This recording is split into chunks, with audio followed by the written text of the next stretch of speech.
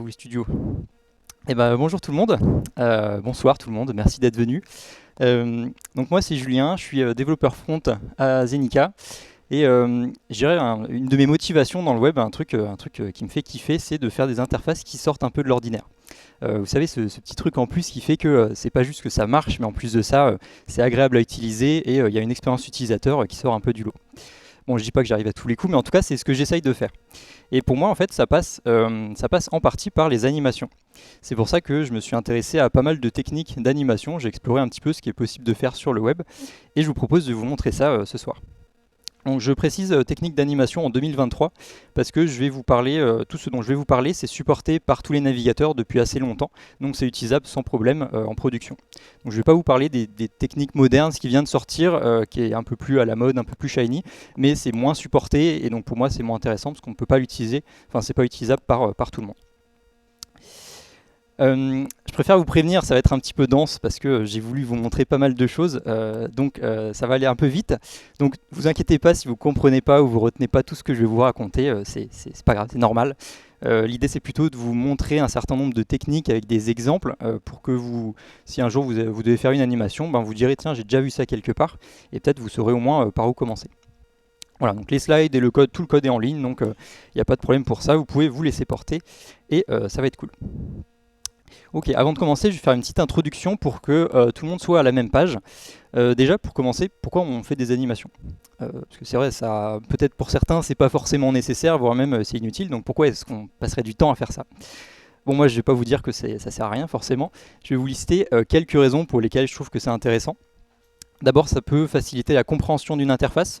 Par exemple, quand vous avez un élément qui se déplace dans une interface, ça va aider de comprendre ce qui se passe si on le voit se déplacer, plutôt que s'il disparaît à un endroit et s'il pop à un autre endroit. Ça va aussi apporter de la fluidité à une interface. Par exemple, quand des éléments qui apparaissent ou qui disparaissent, c'est quand même beaucoup plus agréable si on a des petits fondus, plutôt que si ça nous arrive directement, encore une fois. On peut donner du feedback, donc montrer après une interaction, montrer à l'utilisateur que l'interaction a bien été prise en compte. Et finalement, tout ça contribue en fait à travailler l'image de marque, parce que finalement, la façon dont on fait les animations va vraiment changer le ressenti qu'on a sur une interface. Donc il y a plein d'autres raisons, je ne vais pas m'étendre. Voilà, en résumé, les animations, c'est cool. Qu'est-ce qu'on peut animer sur une page web? On peut animer pas mal de choses, il y a deux grandes catégories d'éléments.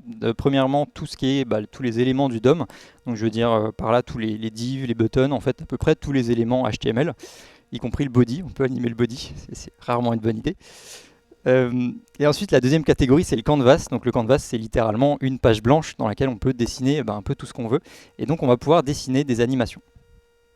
Et le canvas étant un élément HTML, on peut faire bouger le canvas, mais bon là on force un peu. Alors, dans la suite, je vais parler de performance et pour ça, je vais avoir besoin de quelques bases techniques, donc je vais vous expliquer ça maintenant. Vous avez peut-être déjà vu ça, c'est les opérations qui sont calculées par le navigateur à chaque frame.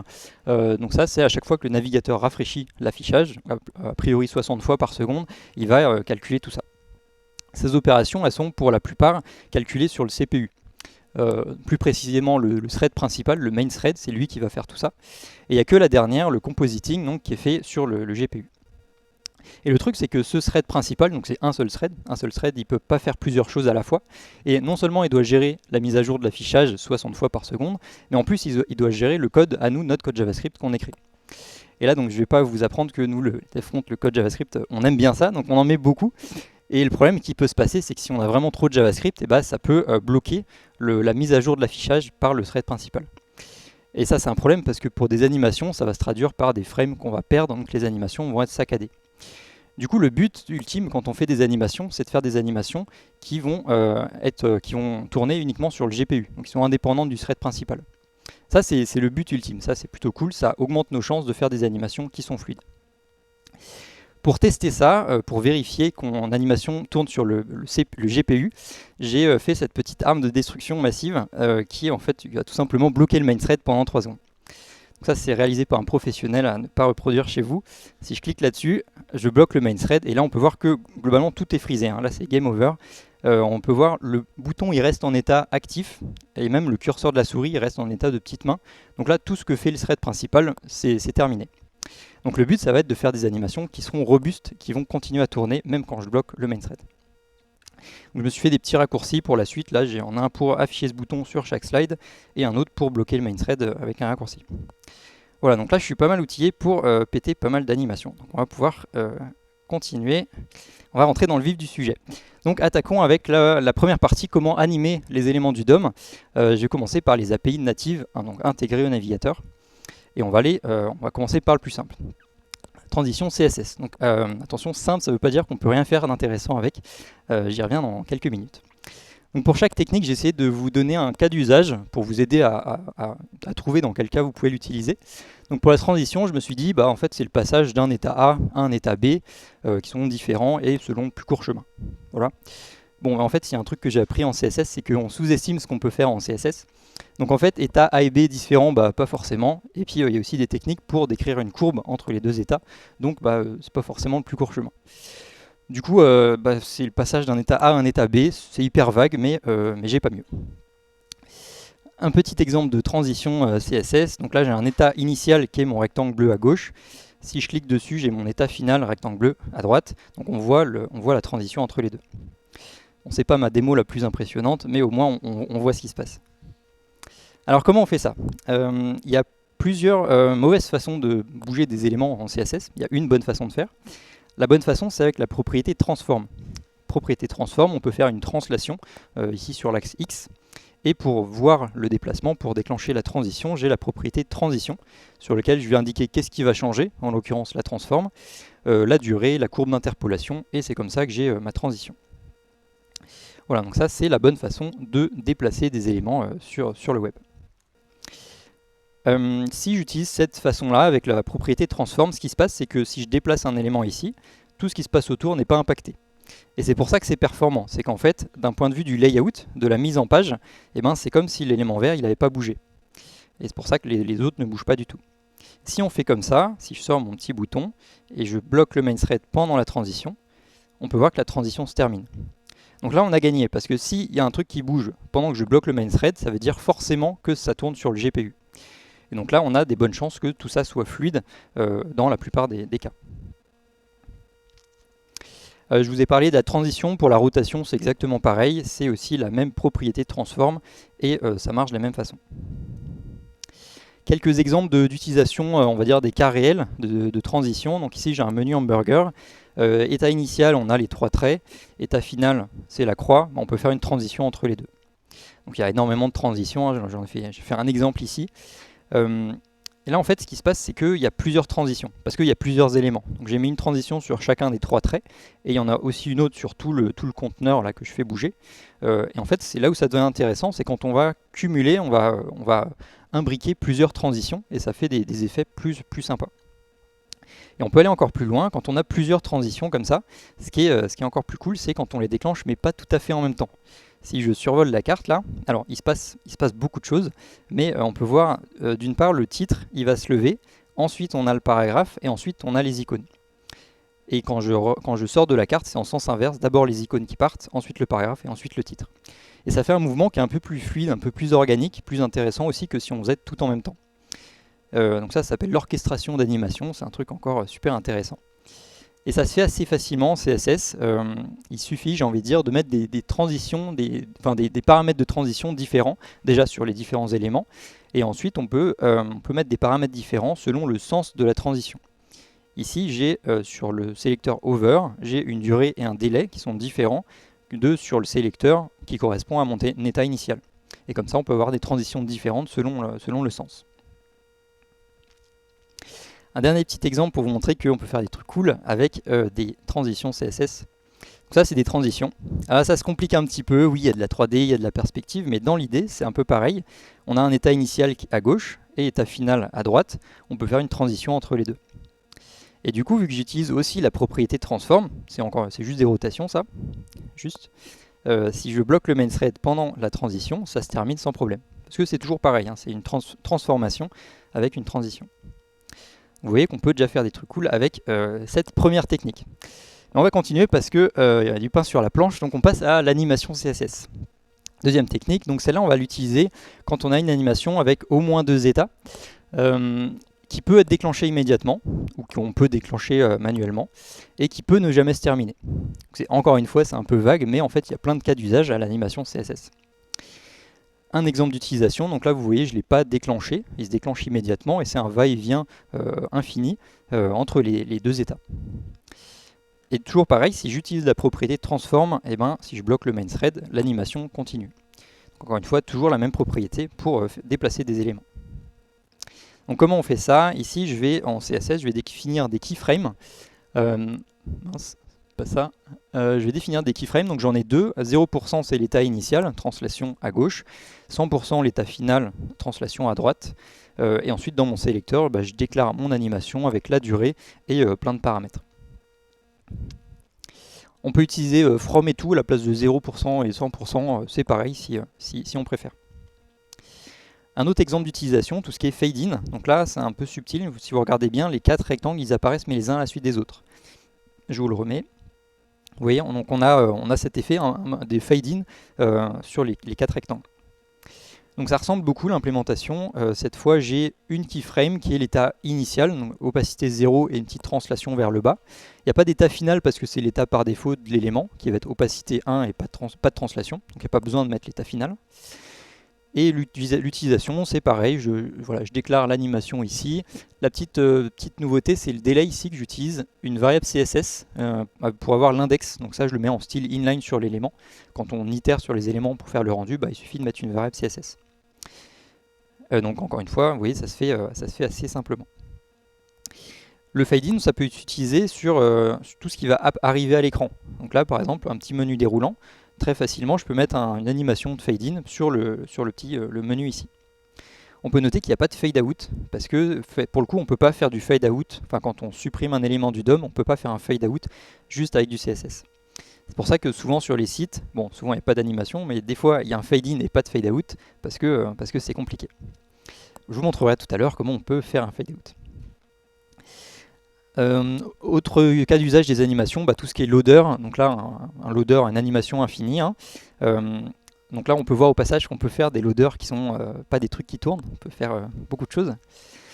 Et toujours pareil, c'est la propriété transform, donc si je bloque le main thread, ça continue à tourner. Donc là vous pouvez dire, oui, patientez pendant que je mine du bitcoin sur votre CPU, CPU à 100%, le loader il va pas bouger.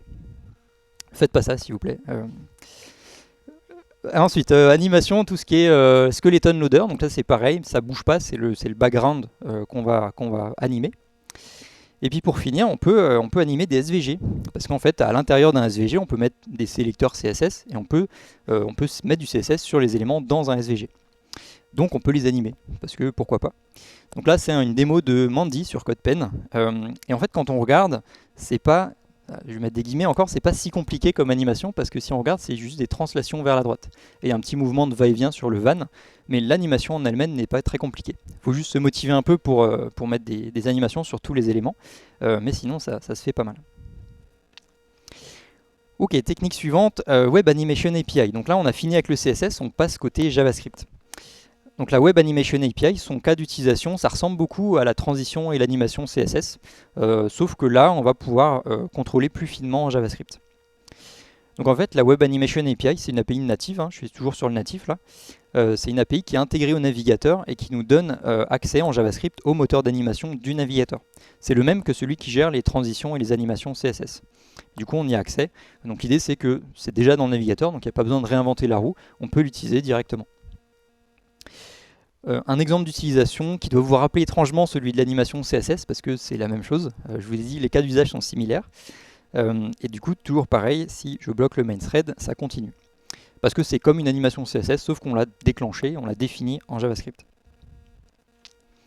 Donc ça, c'est le code que je vous ai montré avant pour faire l'animation en CSS avec les keyframes. Et ça, c'est la même chose avec la Web Animation API. Donc on voit que ça ressemble pas mal. On a nos deux keyframes ici, donc cette fois on les déclare en JavaScript. Et puis on a les propriétés de l'animation. Même le nommage ressemble, donc en fait ça se comprend assez bien. Alors pourquoi on ferait ça en JavaScript du coup, si on peut le faire en CSS? Déjà parce qu'on aime JavaScript. Non, c'est pas une bonne raison ça. La vraie bonne raison, déjà si on a des données qui sont dynamiques, qu'on a en JavaScript, On pourrait les transférer en CSS, mais il faudrait mettre des variables CSS inline sur le style, c'est pas très beau. Donc en fait, autant faire ça en JavaScript directement. Ça, c'est une première raison. Une autre raison, c'est que quand on appelle la méthode animate, on récupère un objet animation qui a plein de méthodes en fait, plein de méthodes pour mettre en pause l'animation, la rejouer en sens inverse, on peut faire plein de choses. On peut aussi régler le curseur de l'animation, un peu comme une vidéo, pour contrôler en fait la position, la progression de l'animation. Par exemple, là j'ai repris ma petite animation de carte et je l'ai fait à la sauce Web Animation API. Et là je peux ajouter des petits contrôles parce que c'est du JavaScript. Donc je peux la jouer dans un sens ou dans l'autre. Je peux mettre en pause au milieu et avec le curseur je peux choisir la progression de l'animation. Donc ça, bon déjà c'est fun en soi, mais c'est pas un vrai cas d'usage. Par contre, à partir du moment où on peut contrôler la progression de l'animation, eh ben, on peut assez facilement faire des animations au scroll. C'est pareil, hein, au lieu d'avoir un curseur pour choisir le progrès, bah, je regarde le progrès du scroll et je lis mon animation au scroll. Donc là, pour rappel, c'est natif, hein. Ça se fait il n'y a pas de librairie, ça se fait en quelques lignes de JavaScript et un petit peu plus de lignes pour le CSS pour le côté 3D, mais c'est pas très compliqué non plus. Technique suivante, donc là toujours en JavaScript, le Request Animation Frame. Donc ça, c'est une méthode qui va nous permettre d'effectuer un petit bout de code avant chaque frame qui est rendu par le navigateur. Donc vous vous souvenez de ça, je vous en ai parlé tout à l'heure, c'est ce qui est fait à chaque frame. Bah, le Request Animation Frame, il nous permet d'exécuter du JS ici, donc avant chaque frame rendu par le navigateur. Ça se présente comme ça, on a une méthode Request Animation Frame disponible sur l'objet window et dans laquelle on passe une fonction qui va être exécutée avant le rendu de la prochaine frame, et la prochaine frame uniquement.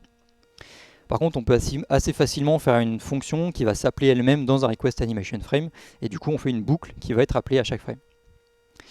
Bon, pour la suite, j'ai fait une petite fonction utilitaire loop qui est en soi assez illisible, mais c'est pas grave. Le but, c'est que je vais pouvoir l'utiliser comme ça. J'appelle loop et je mets ma fonction qui sera exécutée à chaque frame. Donc j'ai économisé 2 lignes de JavaScript, c'est formidable. Un petit exemple d'utilisation ici pour bien comprendre ce qui se passe. En fait, j'ai mesuré la durée qui s'écoule entre 2 appels de la fonction Request Animation Frame. Et donc j'utilise l'API performance pour ça. J'ai ma durée. Si je calcule 1 sur la durée, eh ben, j'obtiens un petit compteur de performance, de FPS. Pardon. Donc là, on voit ce qui se passe. On voit vraiment que la méthode Request Animation Frame, elle est appelée une fois par frame, pas plus, pas moins. Donc c'est vraiment optimisé, c'est fait pour les animations. Il y a peut-être un indice dans le nom. Hein. Et donc ce fonctionnement, il m'amène à cette phrase que je vais répéter plusieurs fois, qui est que si tu peux modifier quelque chose en JavaScript, tu peux l'animer. Parce que si tu peux le modifier un tout petit peu à chaque frame, bah, ça va faire une animation. Donc qu'est-ce qu'on peut modifier en JavaScript? On peut modifier beaucoup de choses en JavaScript. On peut modifier le contenu textuel d'un élément, par exemple. Donc on peut l'animer. Ce genre de choses, typiquement, c'est pas faisable en CSS. En JavaScript, on peut modifier les attributs HTML, attributs d'un élément HTML, par exemple la valeur d'une progress bar. Encore une fois, on ne peut pas le faire en CSS. Ou alors, ça ne serait pas un élément progress. Ensuite, si je m'intéresse à la partie interpolation, donc l'interpolation c'est le calcul des variables intermédiaires entre l'état initial et l'état final. En fait, vu qu'on a accès à chaque frame qui est calculé, on peut choisir, on peut contrôler précisément l'interpolation qu'on va faire. Donc ce qu'on fait depuis très longtemps nativement en CSS, qui est actuellement pété, très bien. Ce qu'on fait en CSS, c'est les animations cubique-Bézier. Enfin, les interpolations cubique-Bézier. Donc imaginez ici, imaginez un GIF qui montre les interpolations, les cubiques Bézier avec les 2 petites poignées. On peut contrôler l'animation avec ça. Bon, mais avec le Request Animation Frame, on peut en fait choisir notre interpolation. Par exemple, imaginons un autre GIF qui nous montre une animation Spring. Animation Spring, donc le but c'est de simuler la réponse d'un système à un ressort. Donc, vous tirez sur un ressort, il va revenir à sa position initiale. C'est ça que font les animations Spring. Censé faire des animations plus naturelles. Donc il y a, j'ai pas tout perdu, il y a des paramètres pour contrôler le rebond du ressort. Voilà, donc on peut faire pas mal de choses. Un petit exemple ici de l'animation Spring. Bon, j'ai un petit peu exagéré pour voir l'effet, mais là on voit vraiment que ça rebondit, c'est complètement différent des interpolations cubique-Bézier. Par contre, le truc à bien retenir, c'est que le request animation frame, il est exécuté sur le thread principal. Donc, vous me voyez venir, si je bloque le thread pendant l'animation, ben on stoppe l'animation. Bon, c'est pas dramatique non plus, hein, on pète bien quand il faut. C'est pas dramatique, on peut faire des animations performantes même si ça tourne sur le main thread. Ok, donc on a on a fini la première partie sur les API natives. On va passer maintenant aux librairies JavaScript pour faire des animations. Parce que oui, vous vous souvenez de ça là tout à l'heure. En fait, le code JavaScript, on va quand même pas l'écrire nous-mêmes. On va plutôt regarder sur NPM s'il n'y a pas quelqu'un d'autre qui l'a fait à notre place. Donc en fait, on n'a plus besoin des API natives. C'est une blague, hein, c'est cool les API natives. Donc parlons des frameworks, les frameworks JavaScript. Donc quand on fait une appli un minimum compliquée, on va utiliser des frameworks. Et en fait, certains frameworks ont déjà plein d'outillages intégrés pour faire des animations.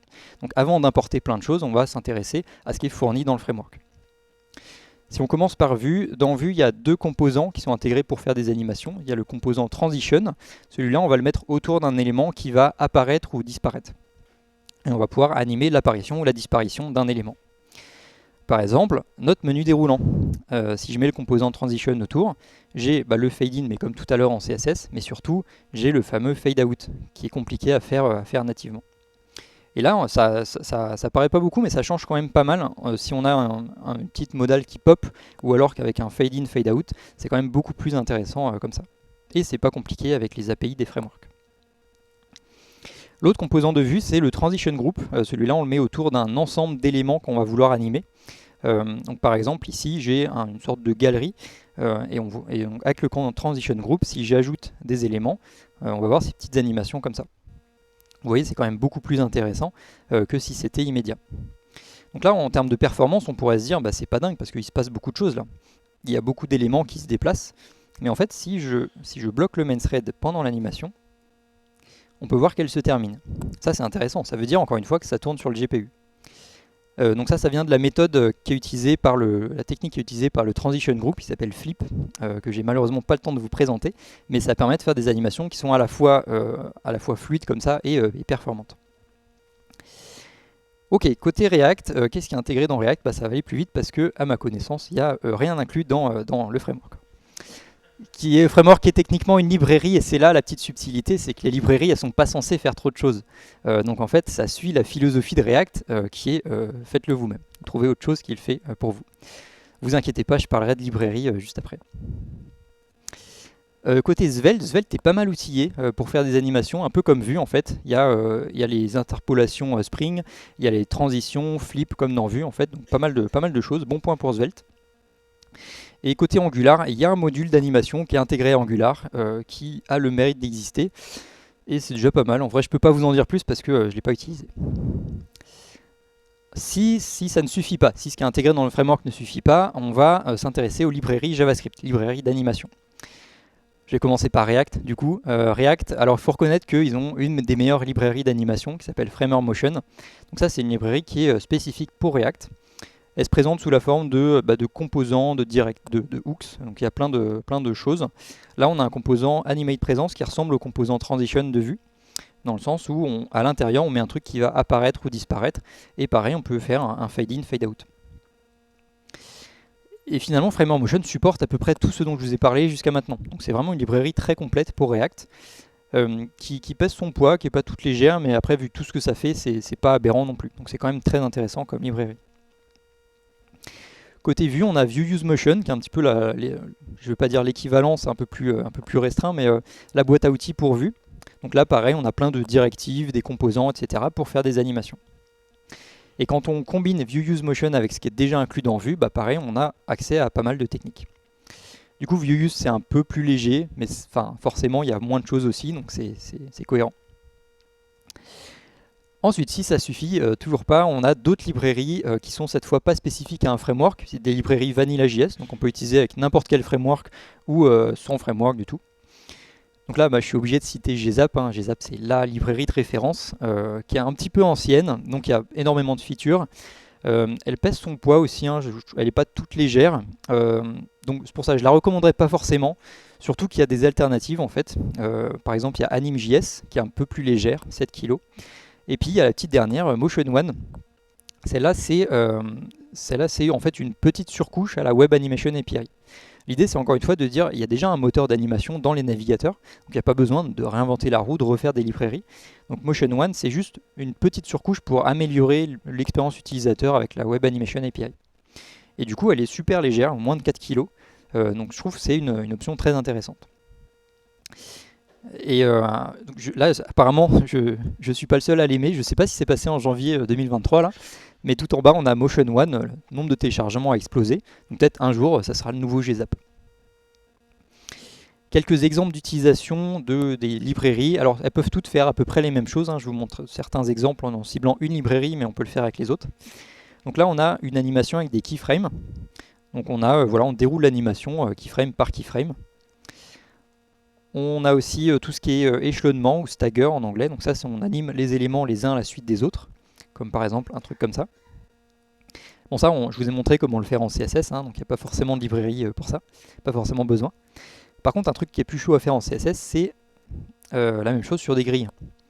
Et là, on est plutôt content d'avoir une librairie. Surtout que le code pour ça, c'est quelques lignes. Il suffit de regarder la doc. C'est assez facile. Ensuite, on a tout ce qui est lié au scroll, à la visibilité des éléments. Donc ici, j'anime la petite barre en bas sur la visibilité de l'élément jaune. Mais on pourrait par exemple faire un fade-in ou un scale quand l'élément arrive dans le viewport.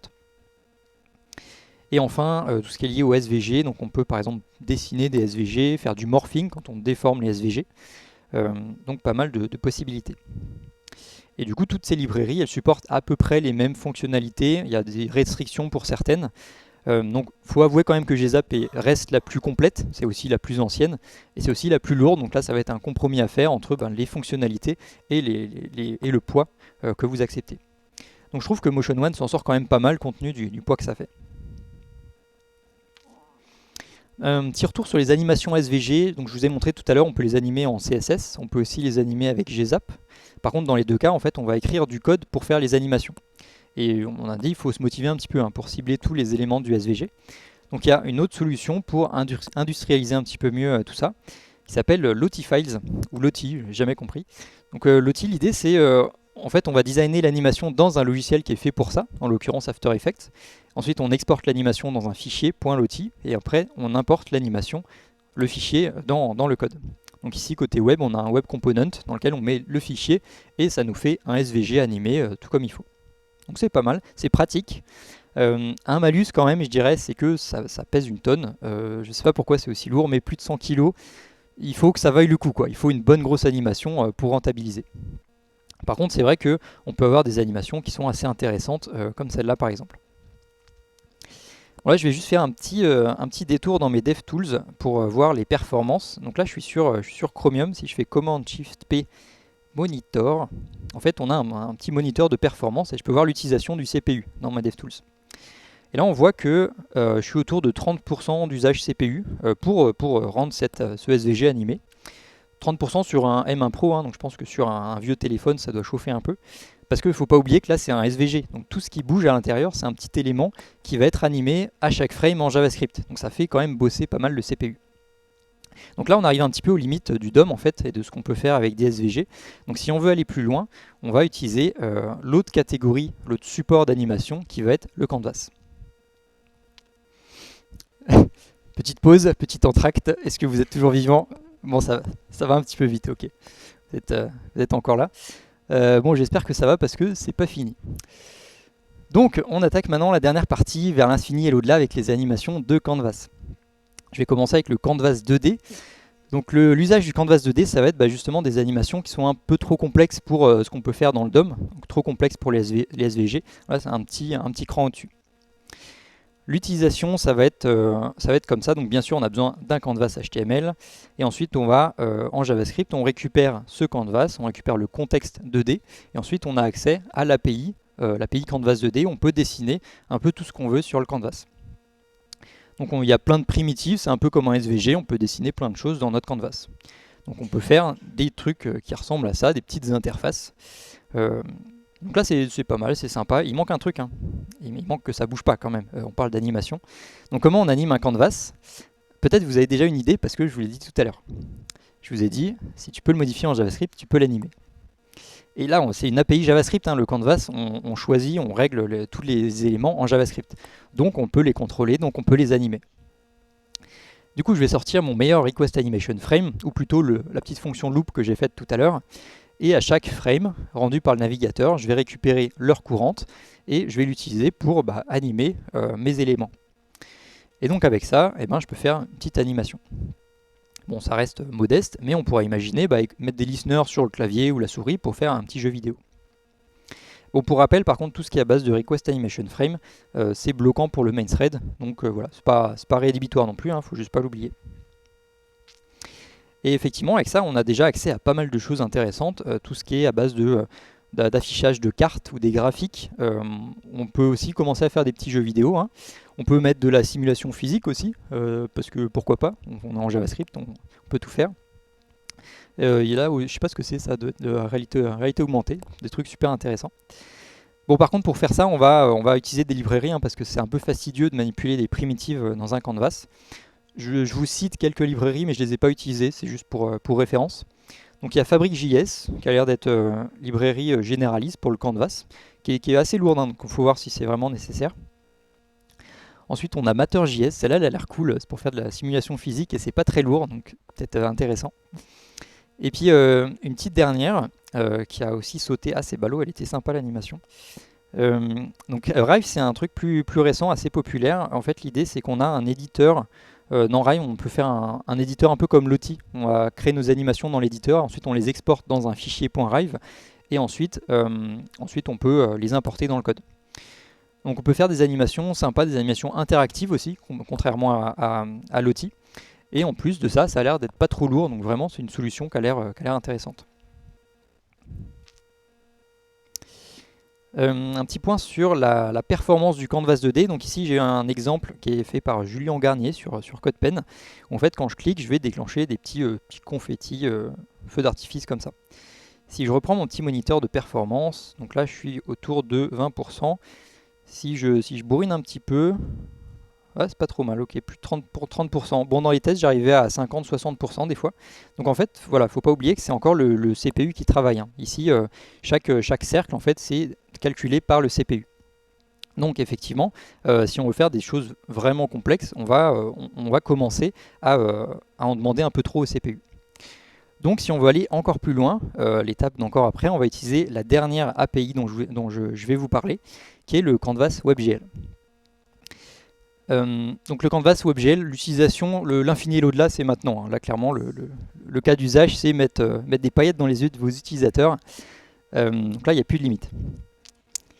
Ça se présente comme ça, donc ça ressemble un petit peu au Canvas 2D. La différence, c'est qu'on a un Canvas WebGL à la place du Canvas 2D.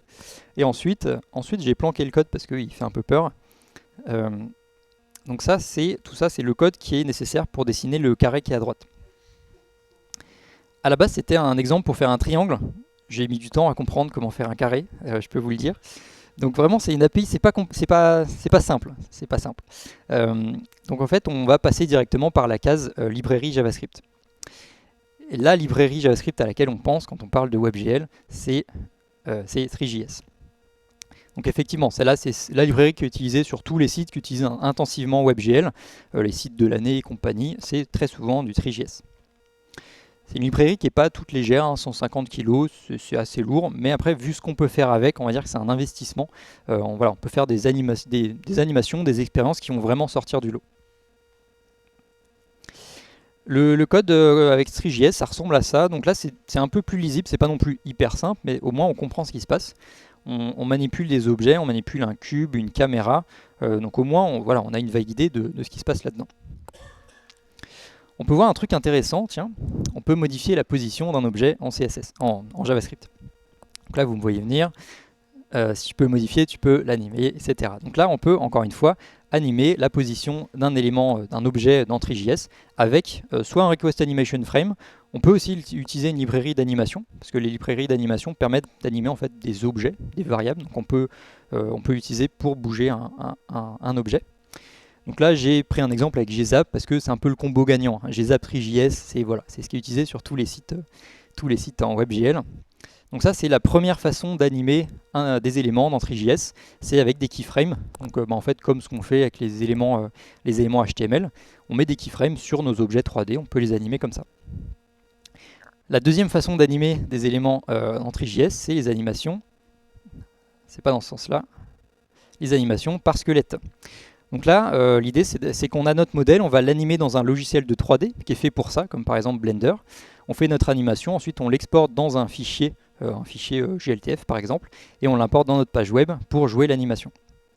Donc là, on peut faire ça, et on peut faire du motion capture, donc ça ouvre les portes à pas mal de choses. C'est l'autre façon d'animer des choses dans Three.js. On peut bien sûr combiner les deux façons. Ok, pour aller plus loin, parce que on va pas s'arrêter là, si on va aller encore plus loin que Three.js. Et là, à ma connaissance, on arrive au bout, parce que je ne sais pas ce qu'il y a après, je serais curieux de savoir. On va parler de shaders JLSL. Donc là, ça se corse un peu, j'avoue, ça se corse un peu parce qu'on va revenir dans le dur du bas niveau de l'API WebGL.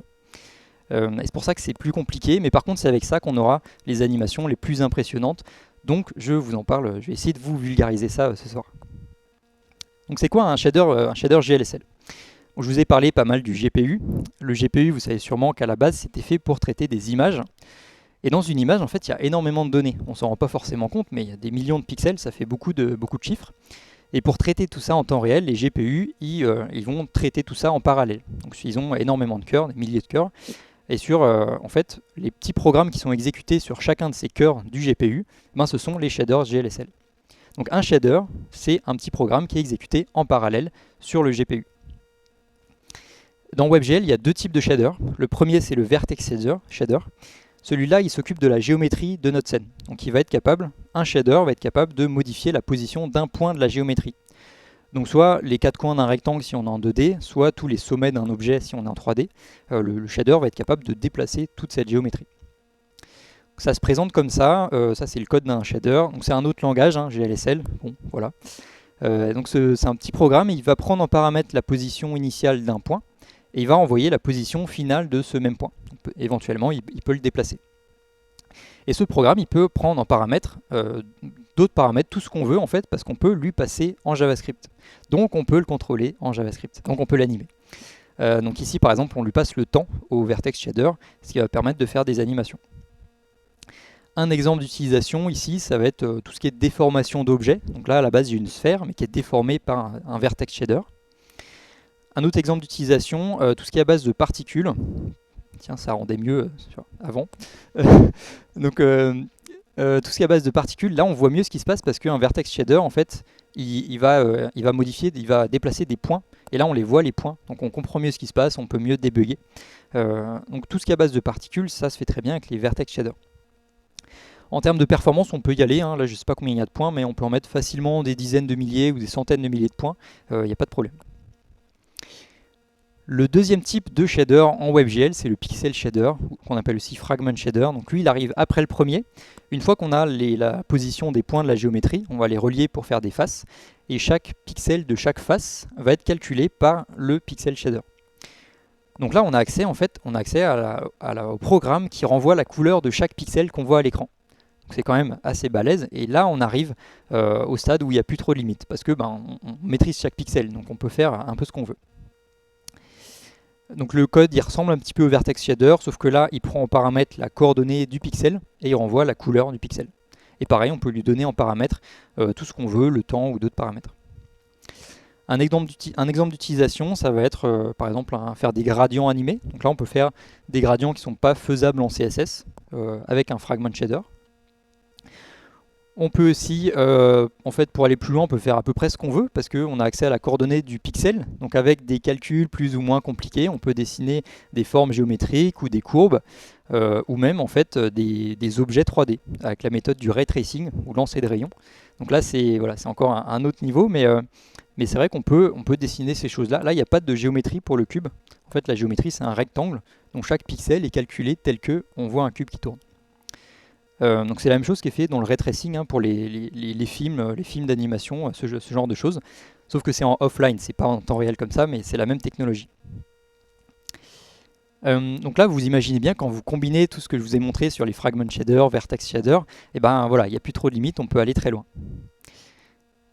Un dernier exemple, alors j'espère qu'il va marcher celui-là, parce que je ne sais pas si j'ai du réseau en fait. Ça c'est pour vous montrer qu'il n'y a plus trop de limites. Yes, ça marche. Donc là nous avons une simulation de fluide en 3D, en temps réel, dans le navigateur. Voilà, c'est complètement dingue. C'est fait avec des shaders. Ça va un peu plus vite normalement, je ne sais pas si... Donc voilà, ça c'est fait avec des shaders. Alors j'avoue que c'est un autre niveau, hein. Là c'est plutôt hardcore. Donc là en fait on arrive à la frontière du web avec d'autres domaines. Dans ce cas-là c'est de la physique, mais ça peut être de l'IA aussi. On peut faire des réseaux de neurones dans des shaders. Donc là c'est vraiment c'est le next level. Nous à côté on se demande comment on va centrer notre div en CSS. On joue pas dans la même cour. Mais voilà, donc je vous ai montré pas mal de techniques. On arrive au bout. Voilà un petit récapitulatif de tout ce dont je vous ai parlé. Donc ça, on peut le voir un petit peu comme un arbre de décision, des techniques que vous pouvez utiliser. Donc on part toujours du plus simple et du natif 1. C'est seulement si ça ne suffit pas qu'on va au plus compliqué. Donc s'il vous plaît, ne vous jetez pas sur Three.js pour faire un cube. Il y a plein de façons qui sont beaucoup plus performantes pour faire ça. Pour finir ce talk et pour bien commencer votre parcours de création d'animation, déjà il ne faut pas oublier pourquoi on fait ça, pourquoi on fait les animations. Parce que c'est vrai que je vous ai montré énormément de choses, donc on pourrait se dire super, je vais en mettre partout. Non, s'il vous plaît, ne faites pas comme moi sur ces slides là. Il ne faut pas oublier pourquoi on fait les animations, il faut que chaque animation apporte quelque chose à l'interface. Il ne faut pas noyer l'interface d'animation, parce que sinon on ne va même plus lire le contenu en fait. Il ne faut pas oublier non plus une notion d'accessibilité. En plus, c'est pas très compliqué à faire et ça change beaucoup pour les personnes qui en ont besoin. Donc pour rappel, il y a une media query qui nous permet de s'assurer que le mouvement ne va pas déranger l'utilisateur. Donc là, on peut mettre nos animations derrière cette media query. Ça sera beaucoup mieux. Cette même media query, pour rappel, on peut les lire en JavaScript. Donc on peut s'en servir pour tout ce qui est sur le canvas, par exemple. Voilà, pour finir, un petit peu d'inspiration, parce que vous avez vu, on est un petit peu dans le domaine de la créativité, là, donc on a besoin d'inspiration. Pour tout ce qui est design, vous pouvez regarder sur Dribbble ou Awards. Donc là, il y a des sites assez impressionnants pour la partie design. Et pour le code, vous avez CodePen, ShaderToy. Donc ShaderToy, c'est l'équivalent de CodePen, mais pour les fragment shaders. Là où j'ai fait le cube qui tourne, là, ça vient de ShaderToy. Donc pour progresser avec tout ça, vous pouvez parcourir tout ça, voir des démos qui vous intéressent. Donc là, si vous êtes comme moi, vous allez vous dire ces gens sont des magiciens. Enfin, on peut voir sur ShaderToy, c'est complètement dingue. Donc là, voilà, on respire un coup. Dites-vous très fort que vous pouvez le faire aussi, parce qu'il n'y a pas de raison. Et ensuite, prenez le temps de lire le code, changez un petit peu les paramètres pour voir ce qui se passe. Et peut-être un jour, ça sera vous, les magiciens, qui impressionnerez les autres. Voilà, c'est tout pour moi. Pour rappel, le code est disponible en ligne, c'est épinglé sur mon GitHub. J'ai aussi des collections CodePen avec les animations. Et j'avais montré quelques animations déjà sur Twitter en avant-première. Voilà, c'est tout pour moi. Je vous laisse encore un autre résumé des techniques avec des notes totalement arbitraires. Hein. C'est juste histoire de dire. Et je laisse ça pendant les questions si vous en avez. Merci.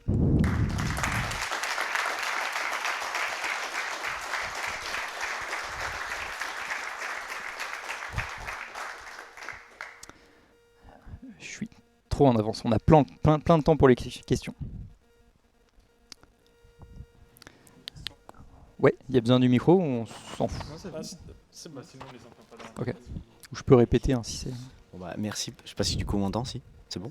Ok, merci pour la présentation. Ouais. J'avais une petite question, tu parlais de 20 et quelques kilobits là pour GZAP, ouais. GSAP, mais du coup tu comptes les différents add-ons qu'ils ont ou les plugins ou pas? Non, là ça vient de Bundlephobia, je suppose. Donc je pense que c'est la version core. Après effectivement il y a plein de plugins qu'on peut rajouter par-dessus. Du coup il y a moyen de bien l'alourdir encore, je pense. Ah ouais, carrément. Oui. Mais par contre l'inverse n'est pas forcément vrai. Je suis pas sûr que ça marche très bien avec le tree shaking parce que c'est assez ancien, donc je pense que c'est pas très optimisé. Donc 23 kg c'est le minimum quoi. Ouais. Okay. Et j'avais une autre question, parce que du coup, dans l'exemple que tu as des shaders, il y avait une méthode, je sais pas exactement ce que c'est, mais Vector 4. Ouais. Le quatrième, c'est quoi? Parce que j'avoue, je m'en suis jamais servi. Parce que Vector 2, Vector 3, ok. V4, c'est un vecteur à 4 dimensions. Mais la quatrième, du coup, c'est pour les couleurs, tu as l'alpha. Ah oui, ok. Oui. Pour la position, tu as les coordonnées homogènes, tu rajoutes un 1 à la fin. Ouais. Ça permet de voir. J'avais pas pensé, je la trouvais pas. Bah, c'est tout. Voilà, je crois que ça s'arrête là. Hein. T'as pas avec ça. Ouais, j'espère. Merci. Qu'est-ce que t'en dis? Une question, je vais me balader. On va encore prendre une liste de questions, puis après Julien sera Ouais. là pour le moment. Oui, je bouge pas après. Pour l'apéro après, si jamais.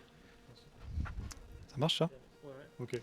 J'entends. Je me posais la question si pour le code GLSL, ça s'écrit où ce truc? C'est parce que c'est du code shader, donc il faut Visual Studio ou Visual Studio Code? Ouais, alors tu as des extensions pour VS Code. Non, en fait, le code du shader, tu l'écris dans un IDE qui le supporte, et après tu vas l'importer dans le code JavaScript, c'est juste une chaîne de caractères.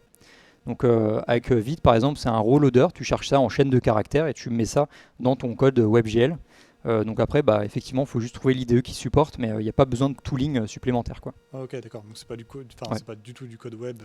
Non, en fait, c'est compilé sur le GPU. Ok. Donc il n'y a pas d'étape de bundling ou de quoi que ce soit. C'est juste, tu peux le mettre en chaîne de caractères à l'intérieur du JavaScript. Donc après, c'est plus du tooling d'IDE pour qu'il supporte et la coloration syntaxique, etc. Mais sinon, c'est juste une chaîne de caractères. Fabuleux. Merci.